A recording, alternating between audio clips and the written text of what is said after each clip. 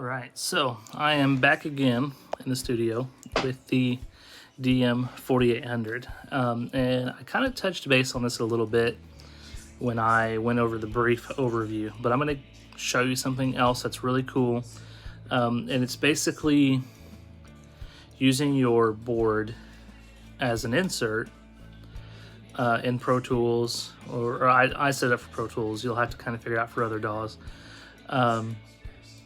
Or even using inserts on the DM in your channels. So, for example, when I did the last video, I talked about how I had everything done in buses. And those 24 buses were, I could use the onboard EQ, I could use the onboard compressor, I could use, I could use onboard EQ, onboard compressor. That's part of the fat channel. The other cool part is that I can do a soft insert. And so there's soft inserts that you can assign per channel. And the soft inserts I have for, this is what the example is going to be, is your assignable sends. So I have assignable send 5 and assignable send 6. Okay, and those are on the back of the board. They say on there, assignable send 5, and it's just an out on the back of the board that I have hooked up to my patch bay, and then I route that to my DVX compressor, and then I have a AFX 204 RL exciter, but it could be any type of outboard gear you want to use, pedals or whatever, and it inserts that on the channel. So you can choose where to put it at, if you want to put it post or pre fader, and it will print that into Pro Tools. So once again, taking all of the hassle off of your computer and trying to use plugins and all other stuff in real time, you can do this as the artist is listening to it.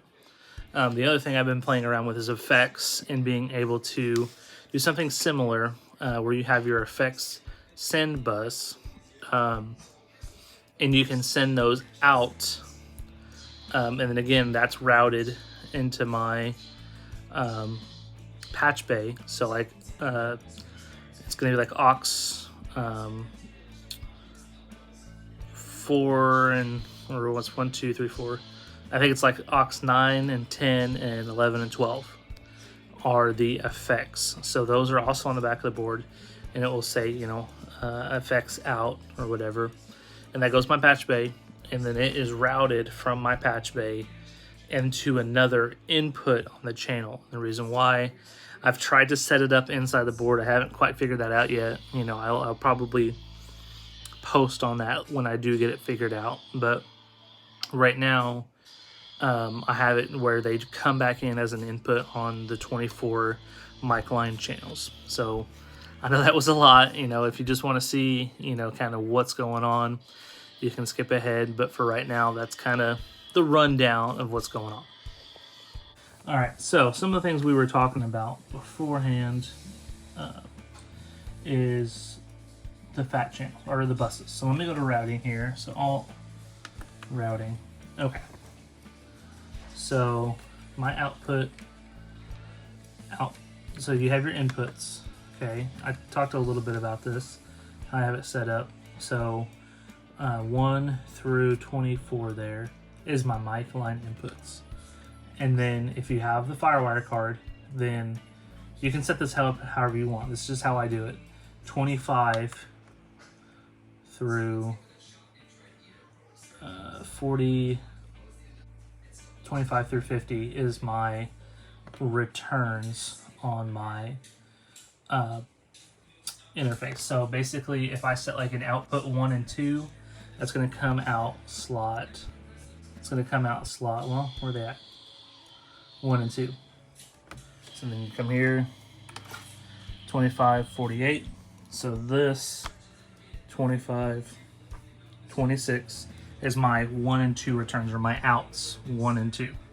So ideally, this is out 1, 2, 3, 4, so on and so forth. So these are all my outs that I can assign in Pro Tools or whatever you're using for a DAW.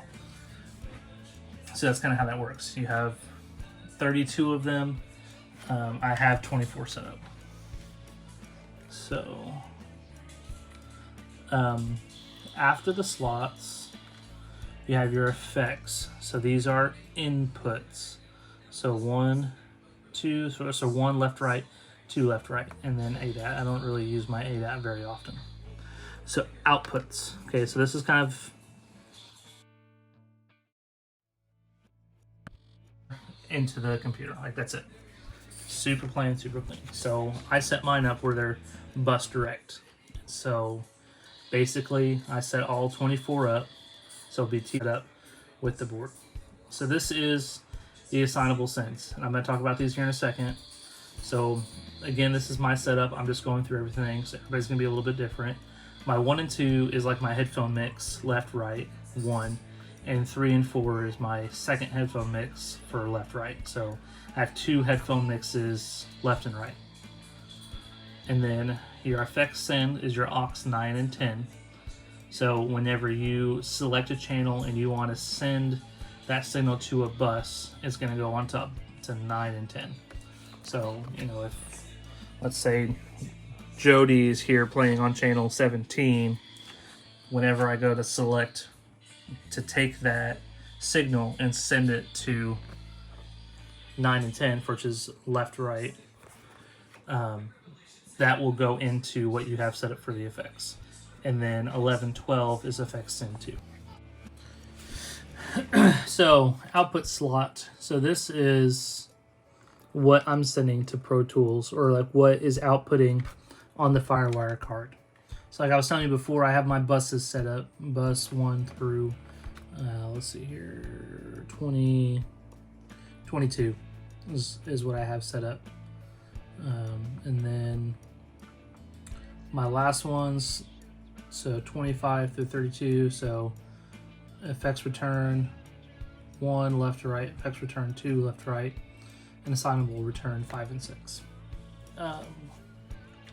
So that's how I have mine set up. You can set them up differently, but this is just what I'm sending to Pro Tools.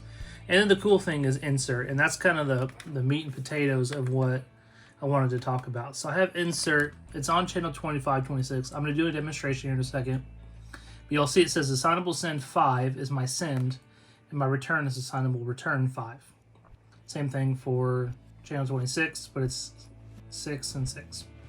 So basically what I have going is my assignable send 6 goes to my patch bay and comes here to my compressor and to my expander. So those two will be inserted, and again, this is why the buses are important, as an insert on the channel. So you have full like flexibility of when we have a channel pulled up and this is a kick drum, right?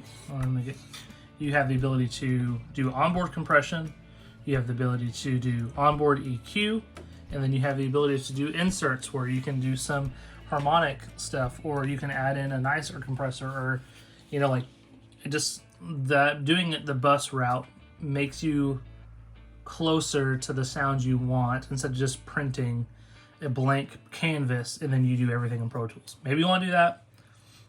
More power to you. But my idea is I'm trying to go the route of you want to commit as soon as possible. Sorry, I have paint on my thumb. You want to commit as soon as possible to the sound that you want, you know. And so that is what the point of this is I'm committing to that sound as we're tracking, as we're recording. So that's why the assignable returns are really cool, and I'm going to show that here in a second. And that just inserts it, so meaning that when it hits the fader, it has all of that stuff in it. There's not like a second channel where you have to parallel compress, or you know what I mean. It doesn't add to the sound. It is inserted into that sound, so it makes it wet. So and then next point is going to be MIDI, or not MIDI, but like USB remote. So some people are wanting to see the setup that I have for Pro Tools. So I'm just going to kind of scroll through this. There's a there's a manual online that shows all of this stuff. So I'm on machine control, and then I think the important thing here is to have the play and record on there. HUI emulates, and then there's the channels 24 HUI emulate. That's about it. So that's how that's set up, and then I will go ahead and go to my examples here. Okay, so go into Pro Tools, go to Setup, go to Peripherals, HUI, Tascam. It'll give you a couple options. But Tascam is going to give you control port, MIDI port, MTC port. So I do port 1, port 2, and port 3. 8, 16, 24. Ignore that, that's my other keyboard. And the first 3 slots for that. And then send to, so send, receive from, and send to are the same 8 channels. And that's it. So, and then that allows me to be able to control my faders.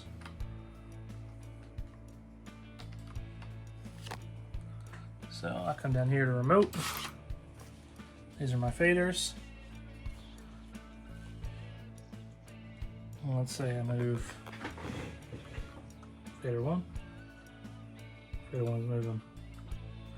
So this also counts for panning. Panning works. Selecting channels. Kind of hard, you can't really tell that I'm selecting. Solo, mutes, and the cool one, like I said, where if you want to record arm the track, you hit that record button and then the track, and it will light this little record light, and it will also show it on there. Super cool little thing there. Let's see here. So that's kind of the gist of. Let me show you what's going on. So I have 2526 is my sends through my audio MIDI setup.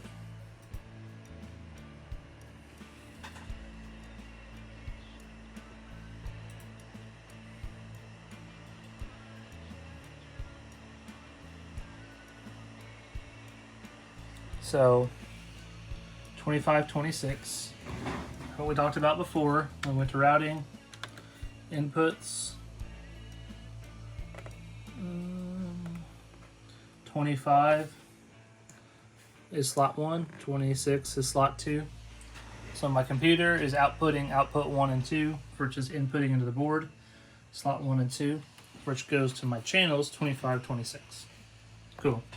So now what I'm going to do is I'm going to show you sending effects. So we will do that real quick. And so we select the channels, come here, I'm going to hit that to go to the screen, and then we're going to send it to effects. So 9 and 10 and 11 and 12 are my effects. So 9 and 10,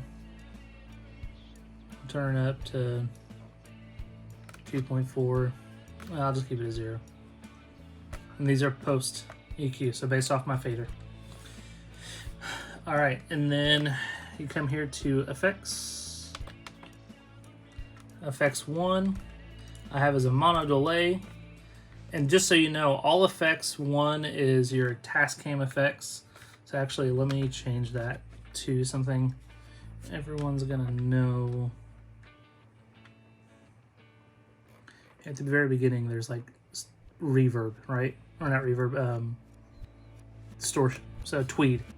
Okay, so this is gonna make it sound distorted. All right, and then let's see. Let's go back to effects. Effect 2 is all your TC electronics effects. So I have TC reverb. That's fine. I'm gonna leave it there. So again, I'm gonna come here to my channel. I send it there, and my returns are on. I'll show you this real quick. Routing. Oh. Routing.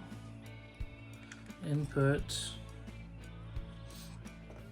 51, 52, 53, and 54 are my returns. So again, I'm just gonna go to module. So looking down here, I say 51, 52, 53, and 54. I already have these stereo coupled. I don't need those up. I don't know what they're up for. So that's gonna be my effects 1 and effects 2. So we're gonna come back here to, normally I wouldn't explain all this stuff, I just do it on the fly, but I'm trying to show you guys how it works here. So, I don't know if you can hear that or not.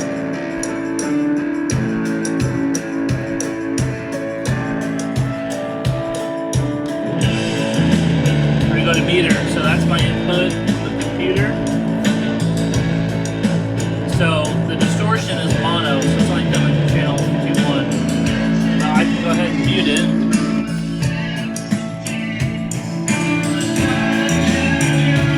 Pumped up my reverb.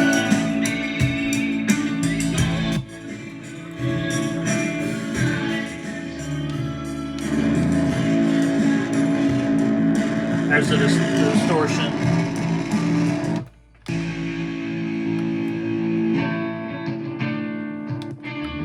There's the reverb. I can blend in the reverb how much or how little I want. So that's how it works.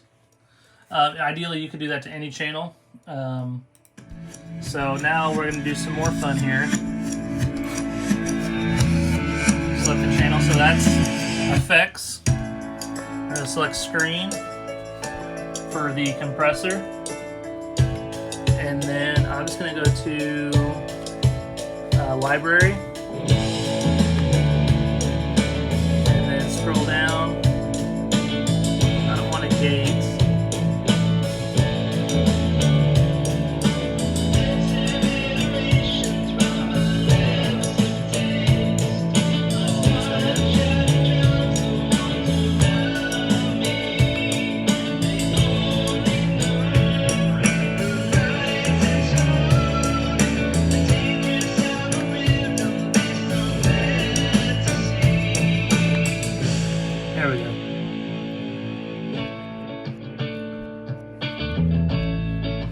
Total compression. Alright, so then we gotta activate it.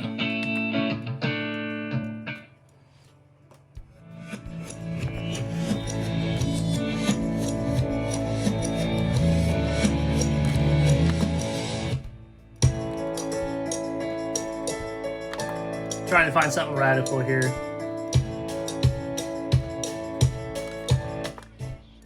Here we go. So it's kind of cutting off the transients. And then if we want to turn it off, we'll just turn it off. Alright, and then EQ. We'll turn it on. I'll go to screen. And again, I'm cheating here and I'm just going to go to the library. Ideally, you can set all this stuff up yourself if you wanted to. Let's do something. And it shows you here what you're going to do. Radio voice. So nothing but mid-range. So ideally there's different stuff in here. So if you were going to be tracking a kick guitar, acoustic, you know, maybe you could start there and then, you know, kind of tailor your sound a little bit more, back it off a little. So let's see here. So let's come out of the library for a second. Go back to screen. And so you can do this two ways. You can control all of them here. So there's like three rows, go across. Or you can do one line at a time using this guy. So whatever helps you. I only have one hand. So I'm just going to do one line at a time. So if I want to add, I can control my frequency, how much gain I want in the top end. You know, just your basic parametric.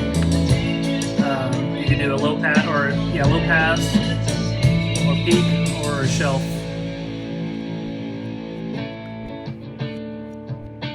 So, and then you can also turn it off. It's got the little arrow there on. So if you click enter, it'll turn that off and on.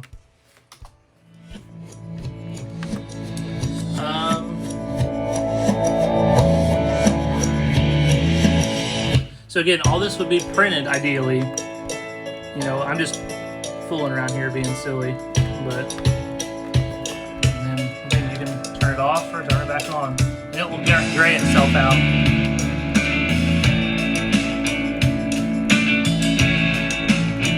That really brings out my distortion guitars.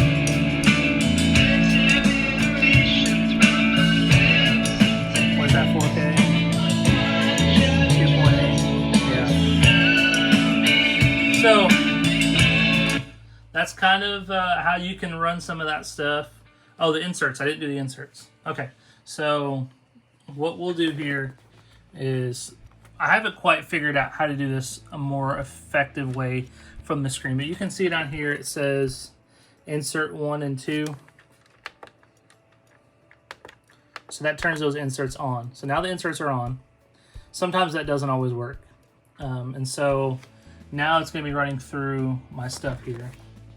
So let me turn my EQ off. I'm going to play this. You can already hear a total sound difference. That's before the inserts, after the insert. So I'm just doing, I don't know, weird stuff here. You can hear I'm like oversaturating everything right now. You know. Really fast attack. Oh, because I had super slow release.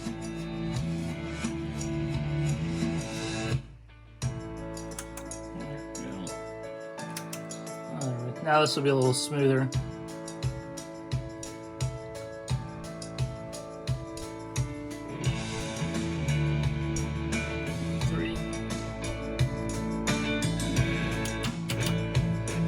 Okay, so then, you know, if I want to add in my RL exciter, I need to make these the same though, if that's the case.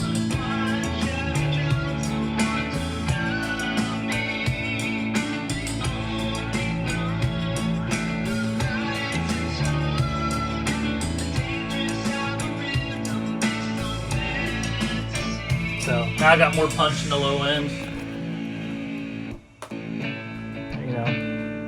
I'm not going over the uses of that, but basically that could be anything. I could take that into my patch bay and plug a guitar pedal in it, or, you know, just whatever, you know, being able to just kind of play around with what you have, and then I can take them out.